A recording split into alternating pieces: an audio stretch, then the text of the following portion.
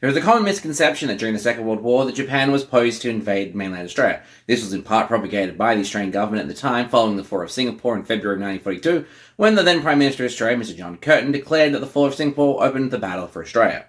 Now, while junior officers of the Imperial Japanese Navy, emboldened by the rapidity of the European colonial holdings in the South Pacific collapsing before them, did postulate the idea of invading mainland Australia, or at least occupying Darwin, the issue was that the Imperial Japanese Army, the force that would actually be required to complete such a task, dismissed the plan, as any invasion of Australia would have jeopardized their already annexed territories in Manchuria and China, and weakened the force they maintained on the Soviet border to check possible Russian involvement in the Pacific Campaign. And they estimated they would need initially approximately 250,000 men to actually invade Australia, and the requirement to conquer the entire continent. This was to prevent Allied counterattacks, which then would have consumed the entirety of the Japanese military, and as a result, the army condemned the plan. And the Imperial Japanese Naval General Staff also disavowed any plans to invade Australia, simply due to the logistical nightmare that would have created to launch an amphibious operation halfway across the Pacific and then sustain such an invasion.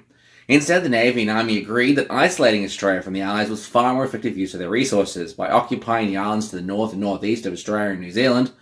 to force Allied convoys from the United States to expend more resources than they could carry, or to be forced to run the gauntlet of fortified Japanese bases. In the end, any and all attacks on mainland Australia conducted by the Japanese were strictly to deny the use of Australian bases or assets, or to distract them from Japanese operations in other parts of the Pacific.